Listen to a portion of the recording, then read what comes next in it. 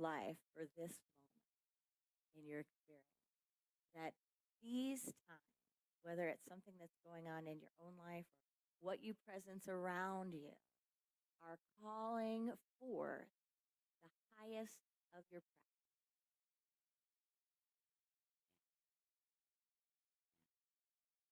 When we are awake and when we are aware, we call forth the practice. And we are called to bring that practice to each other. There's an idea of the kind of duality of life that we need each other, right? I mean, we need each other. Do you recognize that, right? We need each other. So many of us know and have known how we need each other, but we need each other in greater ways. And that's interesting because the whole other side of that duality coin is that we need to be here for ourselves. We need to lift ourselves up. We need to get up and walk. Yeah? Have you felt that too? So it's like we need to get up, take up your mat and walk, take care of yourself, sustain yourself, root and ground in your practice. And then we also 100% need to be there for someone else. I remember when my sister and my brother-in-law were telling me about having kids, and I was asking, like, is it just like a little like easier when you have the second one? Like that just, you have the first one and it's like 100%, and then, you have the second one and it's like, how is that having the second one? They said another 100%. You have one and it's 100%. You have two and it's another 100%, right? It's not that like, okay, now the other 50% or this or that. It's 100%. So we're called in the spiritual practice to show up for ourselves 100%, right? We come in onto this planet by ourselves and we leave this planet by ourselves. And by ourselves, I mean in spirit, in the mind, right? No one else can hop into your being and do it for you. No one else can walk the path that we walk. In fact, no one else can even understand the fullness of how we got to be who we are, where we are, and what's inside. We can try to speak it, we can try to communicate it, and at the best times in friendship and holy union, we can try to reach out our hands and touch someone else with it and carry it together. But the truth is, it's 100% ours. But then there's also that collective spirit where it's 100% I need to show up for you because I am you and you are me and we are one. And that is the spiritual truth of our reality. It's known through the environment. If you look at the Mother Earth, you see it. It's known in sacred texts and scriptures throughout time. There is no separation. So if I'm attacking you, I'm attacking myself. If I am cutting you down, I am cutting myself down. In fact, I cannot engage in the outer world in a way that I don't engage in the inner world. Amen? Because it comes from my consciousness, right? It is seated in my consciousness. I was driving around the other day and just looking at the houses and no one was out, so it was one of those like weird times when my brain just kind of goes into the imaginal realm. And I'm realizing in these houses, because houses without personality, without people, can seem stale, right? They're just like, what are we, like house after house after house after house after house? What's going on in the house? I've had times in my life, even going into like places in New York City, it's like you're walking around, you're just doing life, but then you go to some experience and you open doors and you walk in and there's like life there. Like, and it's incredible, like transform your life there, like a conversation or a connection. And I was realizing that with these houses, that there are all these houses, but it's within the house. It's within the house that you find the experience of what it's like. Because some houses you go into and it's torture, it's rough. It's full of a lot of difficulty. It's full of a lot of attack. It has its own picture. And then you go into another house and it has a whole different consciousness. You know, you go into it and it's like, and a little both everywhere.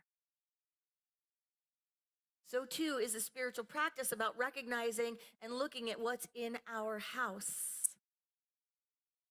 And then also coming together and trying to affirm and lift each other so that we can all clean up our homes and be more together.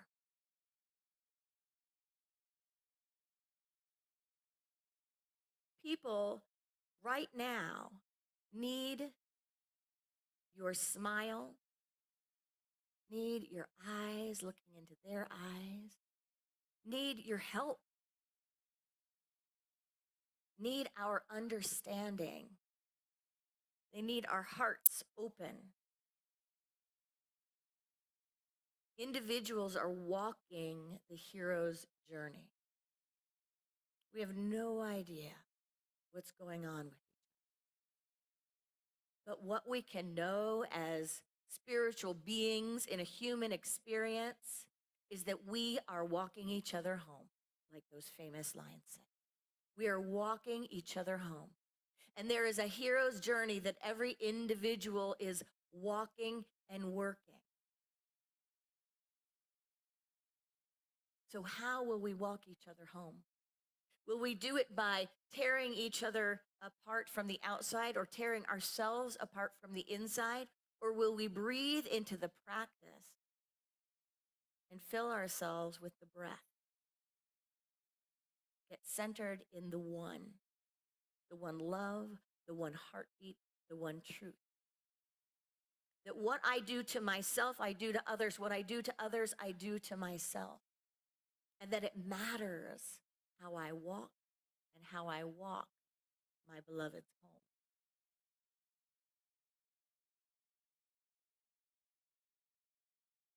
How you show up has impact. Lately, I have been just open-hearted. And I mean, I guess I show up kind of weird that way a lot, but I'm more touched than ever when I see kindness these days, like anywhere and in any form. And so I call it out, and I affirm people. I thank people because you know what it's doing for me? What it's doing for me is it's regulating my nervous system. When I see compassion, when I see kindness, when I see right action is, you know, the word in the Buddhist tradition for like alignment. When I see people aligned with their truth and taking steps in that way, I'm calling it out. And that's how we can be here for each other. People need you. People need me. The world needs all of us swirling in our spiritual practice. And part of that is that we're going to be needing to be even more willing to communicate, to be vulnerable, to ask for help, to reach out and to reach in to each other's lives in greater ways. The spiritual practice is about opening our heart and going back to, as Charles Fillmore, Unity's co-founder, said, going back to headquarters. I was just recently at Marianne Williamson, which is funny now saying her name and everyone knows her. You know, it used to be just kind of Unity New Thought people knew her and people that have read a lot of her books because she's a known author, but of course she did run for the election. And so people know her in that way. She was doing a spiritual workshop in California about spirituality and the way forward. And beautiful time together. And I have to say that part of me was just hoping she would just give me something that I didn't have. I wanted an answer. I wanted the list. I wanted her to just sprinkle me with the magic. Lulu la. Here's how we demonstrate our oneness in a practical sense in this wild world. Here's what we do next. And you know what she did? She engaged in the practice of walking us home. walking side by side, reminding us of everything we know, and everything we practice. And you know what the ego mind says sometimes? It says, well, that's not enough. That's not enough. But then I tell myself, am I doing it 100% of the time? Am I doing it 100%? Because one of the practices that she referred to is something that we talk about in unity. It's our meditation practice, right? It's our prayer time. She phrases it in a way of like going within to the Holy Spirit. And she talked about the importance of that first 5 minutes. She said, even if it's just the first 5 minutes, but how consistently. We know this, don't we know this? We know this. Who's going to get your attention the first 5 minutes of the day? The headlines, your phone, your stress, your list, your fear? Who's going to get it? Is it the Holy Spirit? Is it the presence? Is it the prayer time? Is it your meditation? Your spiritual medication? Are we going to start our day, start our time with regulating the nervous system? With spiritually grounding and getting into alignment with the highest and the holiest available to us in each moment, with stepping into love and engaging and expanding our practice? I mean, 5 minutes is nothing, right? Have you checked your phone lately to see what it tells you about how long you've been on your phone for that day? Isn't it so gross? I thought I was doing really well, and then I saw my screen time for the day. I mean, I know we work on it now, so it's like it's all the time, but still, it's like, I thought I was doing really good. So can I dedicate 5 to 50 minutes? If I can look at my phone, I'm not even going to say how long. We should have a contest. Okay, 1 hour, 2 hour, 3 hour, 4 hour, 5 hours, 6 hours. Are we going to dedicate our time to the source of our being, to the spirit within, to peace? Because no one's going to regulate our nervous systems for us. No one is going to deliver us from fear except for our practice. And the time we dive into the fullness of unity, we get out of that duality and we get into unity so that we see through and beyond what is in front of us into the truth, and we acknowledge and recognize that we have an impact, and how we show up matters.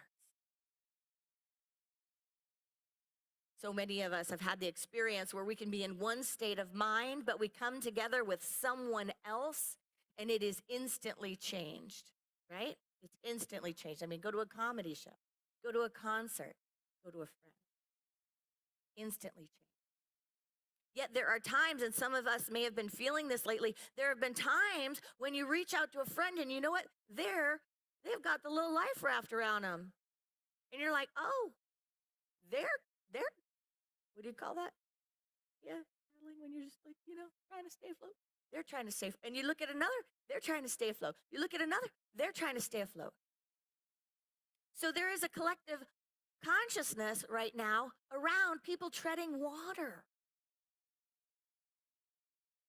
So can we breathe into then what do we do together? What are we called to do and to be? Can we return, not just start with the 5 minutes or the 20-minute meditation or the hour meditation, but can we make a spiritual commitment to dip back in each time we find ourselves out? So each time we find ourselves in a state of polarity, us and them, me and this and that.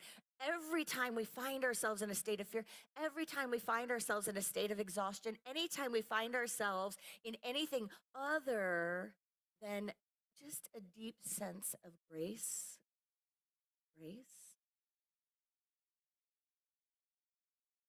and we dip back into the living water. Just come back, even if it's for 5 breaths, and then start again. A little spiritual reboot.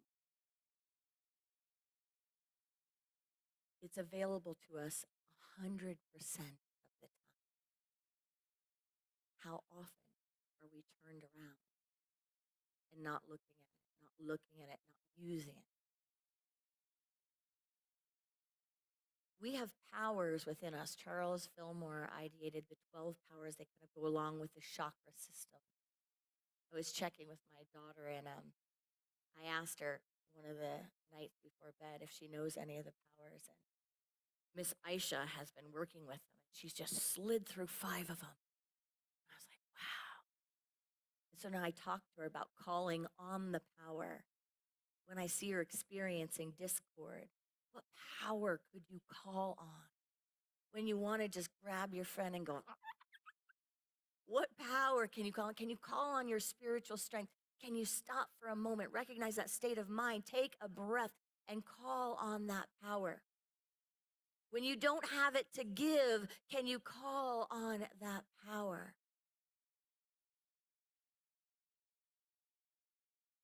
It will ground the nervous system. And it reminds us that we are a conduit. We're a But it's incumbent upon each of us to test the circuits. And we test the circuit in meditation, asking the Holy Spirit to be here now, to guide my eyes, guide my heart, keep it open. Give me the spiritual energy, because the hero's journey is not one that is walked from limited resources. That becomes a whole other journey. If we try to walk that path with limited resources, we end up in deep suffering. It takes a flow. It's not a one and done. We can't just eat it all up and then live on the reserve. We dip back into the living waters, dip back. And then we dip back so many times that we begin to feel a different presence, a different type of strength, wisdom, love, will, order, power, life, imagination flowing through us, and it begins to feel more like a circuit. And we begin to recognize how our energy flows in and to and through and as everything. When we begin that process and really dive in, we become guided. So that part of the mind that wants the answers, that wants the solutions, that wants the list, recognizes that it's not a one and done. It's not a book I can just pick up and get the answer. I must become the answer. It must unfold through me. Maybe that's the gift of having too much stuff in your own personal life, in your own mind, in your own body, in your own world around you, is that then we have to lean into the Spirit. We have to lean into each other. We have to lean into the Godness that unites us. One of the best things that Marianne Williamson said as one of the reminders was, she said, she didn't say it in this way, so edit. But in my mind, the interesting thing of these times, she said, what's happening is it's like a tumor. It's like a tumor. But in the human condition, we like that to be contained, and we just want to cut it out, right? It's like, just show me where the knife is, show me where the tumor is, and I will go cut it out. And then let's just cut it out, and let's just love each other and co-create, right? Whether we're saying it to ourselves or to the collective, right? And she said, but it's not like that. We love a to-do list. She said, this is like something that's metastasized. That could be daunting, right? Like, wait, how is that? How is that good? What's good is that we can trust when we go to the Spirit in meditation and prayer, when we engage our practice, when we stay in love rather than polarity and duality, when we stay there, we can trust that we are where we needed to be, that we are where we need to be. She said, it's like you're an immune cell. That was my favorite part. Because the part in my mind that wants the list, I want to know, I feel like I need to do more, right? I feel like I need to do more. And it's hard to feel like you want to do more and you don't know how, right? You don't have the list. Someone's not going, do it like this, do it like that. Here's the solution. Remember, she said, we're the immune cell.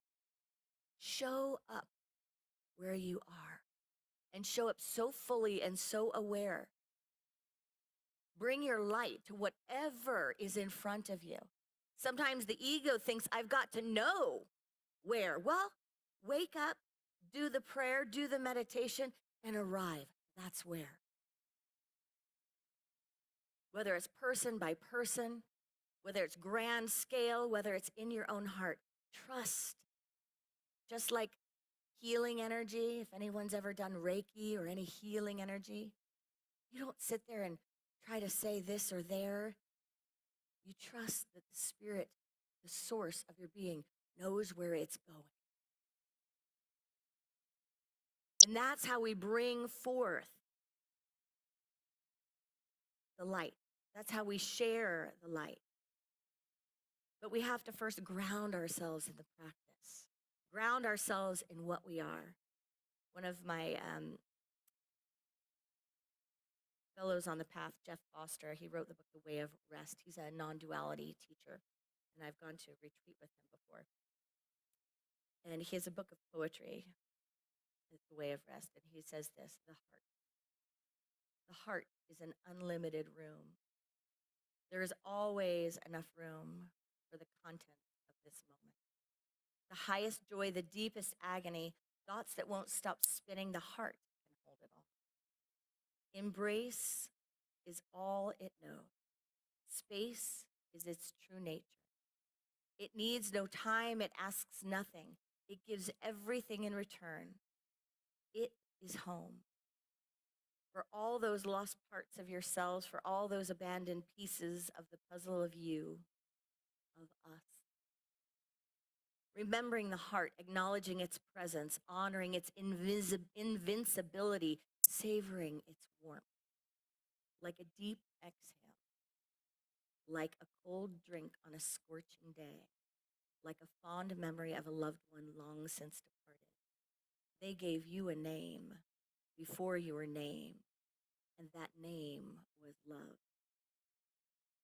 And you will never understand until you stop trying. So rather than try, we show up in love and see love.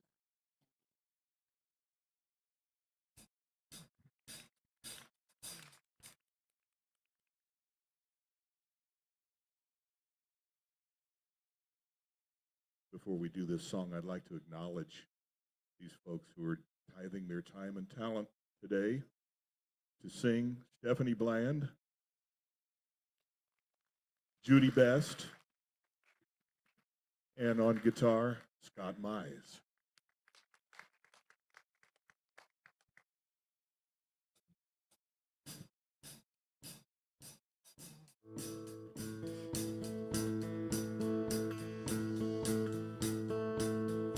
I've been a poor man and I've been a king. I've had my life and the world on a string. I've traveled many roads, but I'm so far from done. I have been hopeless and I've had my faith. Some things I've lost and some things I have saved.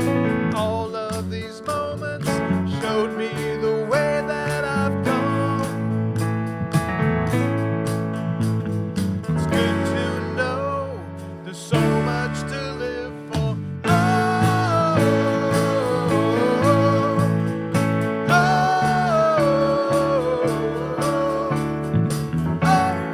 What a day to feel alive.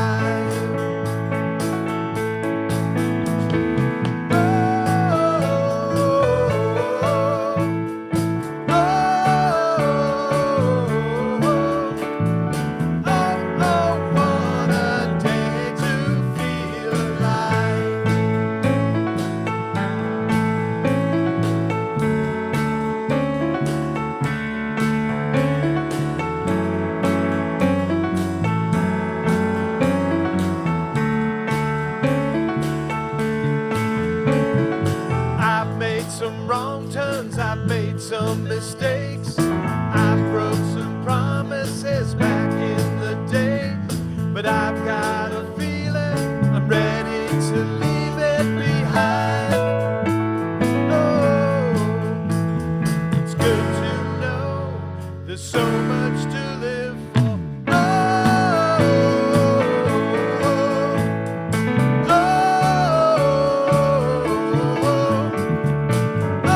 oh, what a day to feel alive.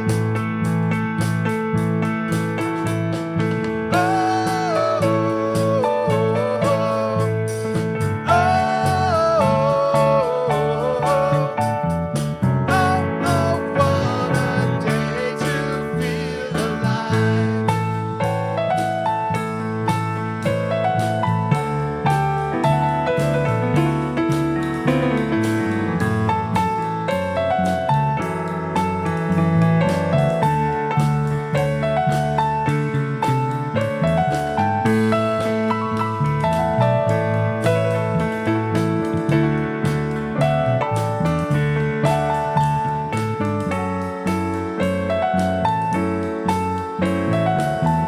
Oh, what a day to feel alive.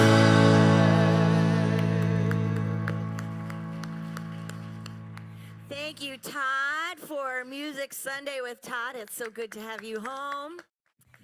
I want to, before we close with Courtney today, I just want to invite everyone into a moment of prayer together. This week, we have something going on in our unity movement.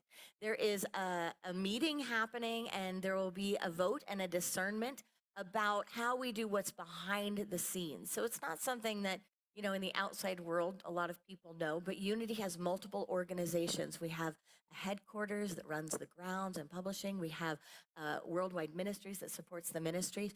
And there is a proposal for a coming together to pool our resources together and to work in different ways. So I would ask you to pray for the ministers in Unity and the spiritual leaders in Unity. Would you take a moment with me and in your own way, just connect with your heart and what you know Unity is and what you know about our centers.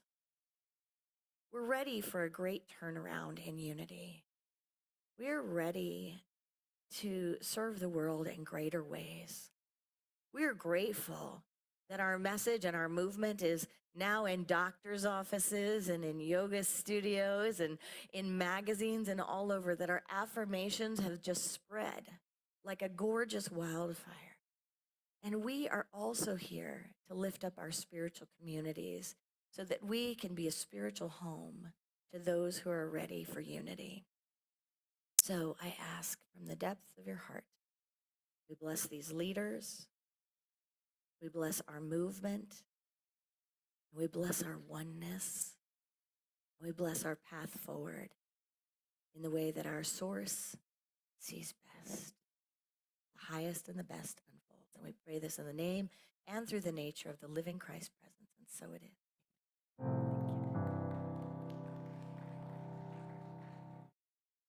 Thank you. Thank you, GiveUC Band. Let's give it up one more time for Joe Cartwright, Steve Ergazi, Todd Gillette, and our special guests, Stephanie Bland, Judy Best, and Scott Mize. Thank you.